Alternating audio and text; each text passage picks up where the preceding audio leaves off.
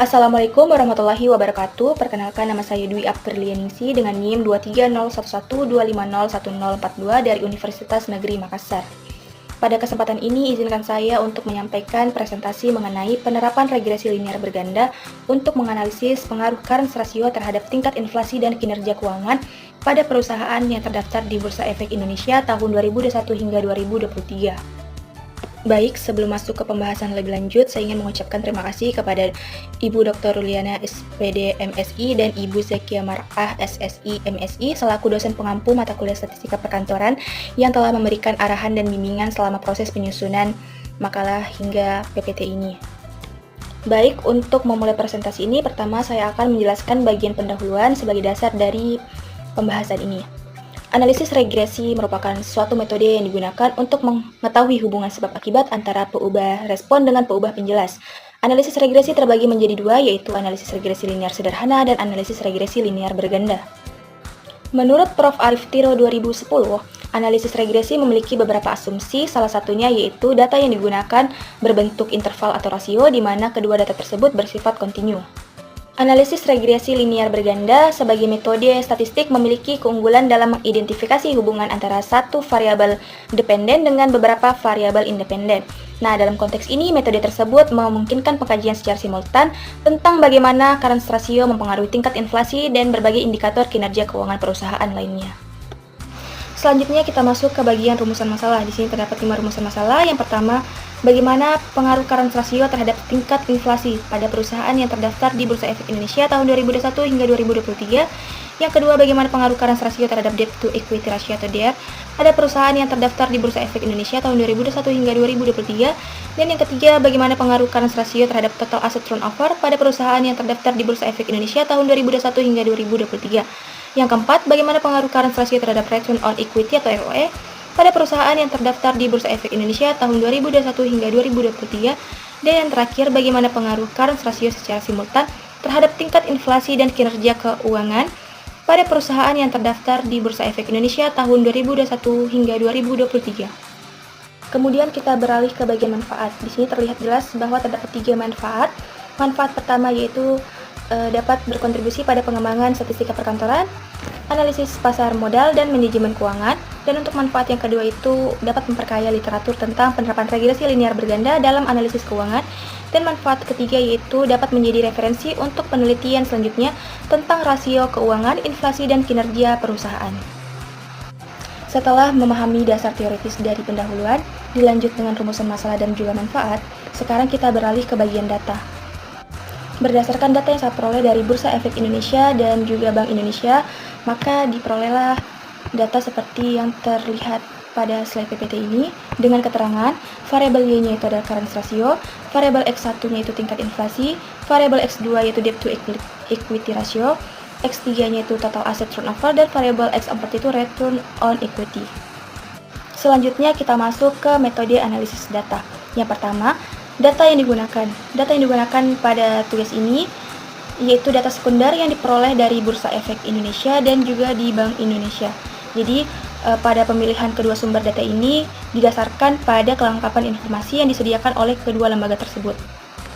Selanjutnya kita masuk ke bagian definisi operasional variabel. Nah, pada bagian ini saya akan menjelaskan variabel-variabel apa saja yang saya gunakan dalam tugas ini. Jadi dalam tugas ini digunakan 1 variabel terikat dan 4 variabel bebas yang nantinya akan saya jelaskan masing-masing definisinya. Yang pertama itu ada current ratio, di mana current ratio ini merupakan variabel terikat dalam tugas ini. Menurut Sujarwini 2019 halaman 60 menyatakan bahwa rasio ini digunakan untuk menunjukkan sejauh mana perusahaan mampu memenuhi kewajiban jangka pendeknya dengan menggunakan aset lancar yang dimilikinya. Variabel selanjutnya ada tingkat inflasi, di mana tingkat inflasi ini merupakan variabel bebas yang menggambarkan kenaikan harga barang dan jasa secara umum dan berkelanjutan dalam suatu periode waktu tertentu. Nah, data inflasi yang digunakan dalam tugas ini diperoleh dari publikasi tahunan Bank Indonesia atau BI untuk periode tahun 2021 hingga 2023. Untuk variabel selanjutnya ada debt to equity ratio, di mana menurut Sujarwini tahun 2019 halaman 61 menyatakan bahwa debt to equity ratio ini atau DER merupakan rasio yang mengukur kemampuan perusahaan dalam memenuhi kewajiban jangka pendeknya maupun jangka panjangnya. Variabel berikutnya ada total asset turnover. Jadi menurut Sujarwini 2019 halaman 63 menyatakan bahwa total asset turnover ini digunakan untuk mengetahui kemampuan dana perusahaan yang dapat menghasilkan revenue. Sedangkan menurut Sukamulja 2019 halaman 103 menyatakan bahwa rasio ini menghitung seberapa besar pendapatan atau penjualan perusahaan yang diperoleh melalui aset yang dimiliki perusahaan. Berikutnya ada variabel return on equity atau ROE. Jadi menurut Sukamulja 2019 halaman 99 menyatakan bahwa return on equity ini merupakan rasio yang mengukur kemampuan perusahaan untuk menghasilkan laba bersih dari ekuitas. Jadi semakin tinggi rasio ini, maka semakin baik pula penggunaan ekuitas yang digunakan dalam perusahaan tersebut. Selanjutnya kita masuk ke gambar bagian hubungan antar variabel, yang dimana dalam gambar ini terlihat keempat variabel bebas yaitu X1, X2, X3, dan X4 yang diasumsikan mempengaruhi variabel terikat Y yaitu current ratio. Sebagaimana terlihat dalam bagian ini, seluruh variabel independen diharapkan memiliki hubungan langsung terhadap variabel dependen. Nah, sekarang kita sudah memasuki tahapan analisis data. Nah, yang pertama yang akan saya jelaskan yaitu flowchart. Flowchart pada gambar tersebut menggambarkan prosedur analisis regresi linear berganda mulai dari input data hingga terbentuknya model akhir. Jadi saya akan menjelaskan flowchart dari gambar tersebut. Dimulai dari titik awal proses analisis yaitu mulai, dilanjut dengan menginput data di mana data dimasukkan ke dalam sistem atau perangkat lunak dalam statistik analisis. Dan dilanjut uji asumsi klasik. Nah, dalam uji asumsi klasik ini dilakukan pengujian terhadap asumsi-asumsi dasar regresi linear berganda seperti uji normalitas, uji multikoliniaritas, uji autokorelasi, uji heterokedastisitas. Nah, jika uji asumsi tidak terpenuhi, maka data perlu diproses ulang melalui langkah penanganan data.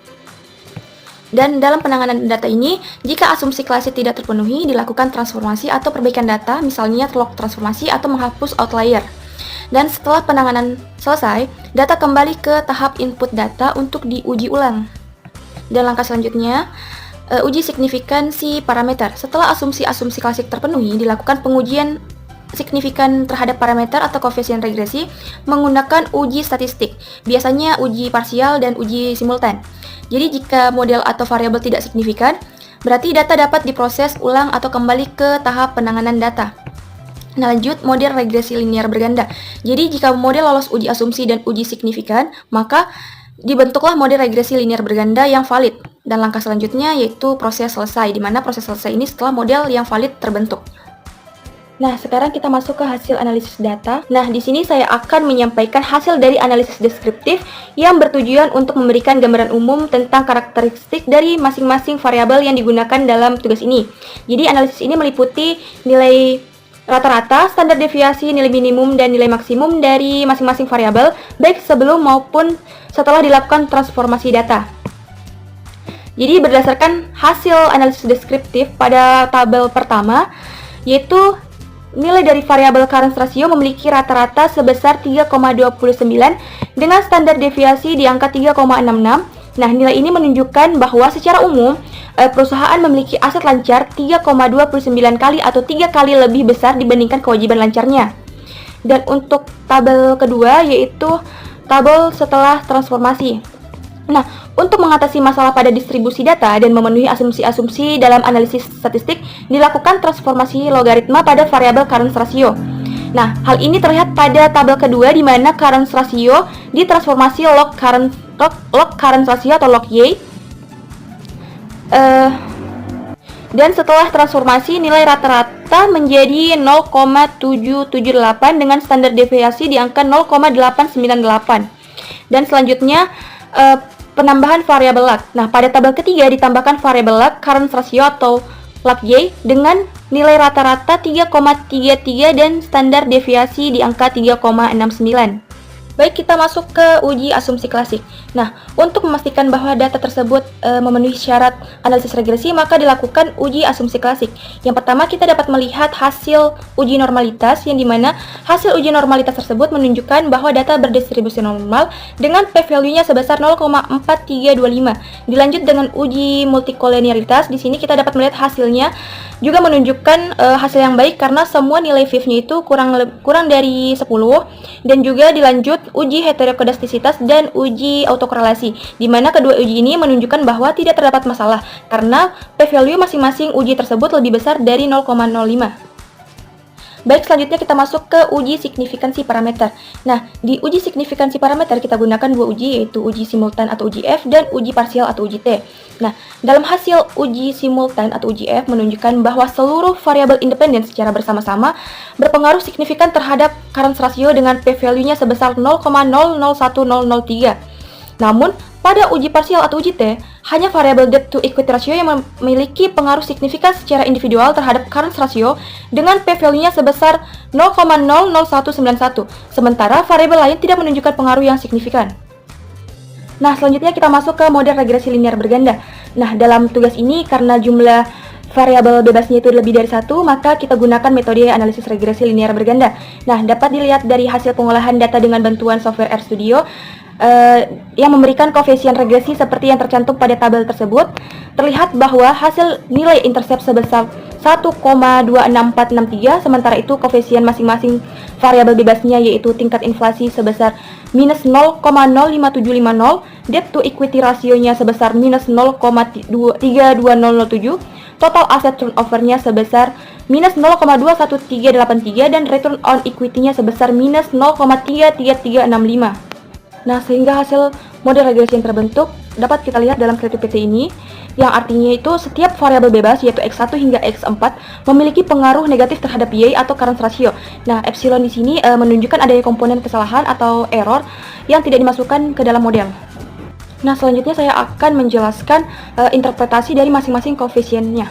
Yang pertama itu interceptnya itu sebesar 1,26463, berarti jika semua variabel bebas bernilai 0, maka nilai current rasionya yang diperkirakan adalah sebesar 1,26463. Untuk koefisien tingkat inflasi yang bernilai negatif menunjukkan bahwa setiap kenaikan satu satuan inflasi dengan asumsi variabel lain tetap akan menurunkan current ratio sebesar 0,05750. Koefisien debt to equity ratio juga bernilai negatif, yang berarti setiap kenaikan satu satuan pada DER akan menurunkan current ratio sebesar 0,32007. Demikian juga dengan total asset turnover dan return on equity, keduanya memiliki pengaruh negatif terhadap current ratio. Nah, selanjutnya kita masuk ke bagian koefisien determinasi. Jadi dilakukan uji koefisien determinasi atau uji R-square untuk mengukur sejauh mana kehandalan model regresi yang dibentuk. Jadi kita dapat melihat tabel yang tertera pada slide PPT ini, yaitu tabel hasil uji koefisien determinasi. Jadi berdasarkan hasil analisis ini, maka diperoleh nilai adjusted R-square-nya itu sebesar 0,2492, yang artinya bahwa sebesar 24,92% variasi current ratio dapat dijelaskan oleh keempat variabel bebas ini, yaitu tingkat inflasi, debt to equity ratio, total asset turnover, dan return on equity. Sementara 75,08% lainnya dijelaskan oleh faktor lain yang di luar dari model ini. Nah, adapun nilai dari multiple R-square ini sebesar 0,3139 yang menunjukkan bahwa secara keseluruhan kombinasi keempat proba bebas ini mampu menjelaskan sekitar 31,39% variasi current ratio. Nah, dengan demikian, meskipun model ini belum memiliki daya prediksi yang sangat tinggi, namun masih dapat memberikan gambaran awal hubungan antar variabel dalam konteks perusahaan yang terdaftar di Bursa Efek Indonesia. Nah, setelah melalui serangkaian analisis dan pembahasan, maka langkah selanjutnya yaitu kesimpulan. Jadi untuk kesimpulan ini, pemodelan terhadap current ratio pada perusahaan yang terdaftar di Bursa Efek Indonesia tahun 2021 hingga 2023 dilakukan dengan menggunakan metode analisis regresi linear berganda dengan 4 variabel bebas, yaitu X1 untuk tingkat inflasi, X2 untuk debt to equity ratio, X3 untuk total asset turnover, dan X4 untuk return on equity. Nah, adapun model regresi linear yang dapat terbentuk yaitu bisa kita lihat pada slide ini, yang artinya setiap variabel bebas yaitu X1 hingga X4 memiliki pengaruh negatif terhadap Y atau current ratio. Nah, epsilon di sini menunjukkan adanya komponen kesalahan atau variabel lain yang tidak dimasukkan ke dalam model. Nah, dapat kita simpulkan yang pertama itu tingkat inflasi memiliki pengaruh negatif terhadap current ratio sebesar 0,05750, namun pengaruh ini tidak signifikan secara statistik. Yang kedua, debt to equity ratio berpengaruh negatif dan signifikan terhadap current ratio sebesar 0,32007. Yang ketiga, total asset turnover juga menunjukkan pengaruh negatif sebesar 0,21383, namun pengaruh ini tidak signifikan. Yang keempat, return on equity juga memberikan pengaruh negatif sebesar 0,33365 terhadap current ratio, dan sama halnya pengaruh ini tidak signifikan secara statistik. Jadi secara bersama-sama keempat variabel bebas tersebut dapat memberikan pengaruh terhadap current ratio dengan nilai adjusted R-square-nya sebesar 24,9%. Nah, hal ini bahwa sekitar atau sebesar 24,92% variasi dalam current ratio dapat dijelaskan oleh keempat variabel bebas tersebut secara simultan. Namun, dari hasil uji parsial, hanya peubah debt to equity ratio yang memiliki pengaruh signifikan terhadap current ratio, sedangkan inflasi, total asset turnover, dan return on equity masing-masing tidak berpengaruh signifikan secara statistik. Jadi, dengan demikian, secara simultan, model regresi yang terbentuk dapat digunakan untuk menjelaskan sebagian pengaruh variabel tersebut terhadap current ratio, namun efektivitasnya masih terbatas karena sebagian besar dari variasi dijelaskan oleh faktor lain yang tidak dijelaskan ke dalam model ini. Demikian presentasi yang dapat saya sampaikan pada kesempatan ini. Saya ucapkan terima kasih atas perhatiannya dan mohon maaf apabila terdapat kekurangan dalam penyampaian. Wassalamualaikum warahmatullahi wabarakatuh.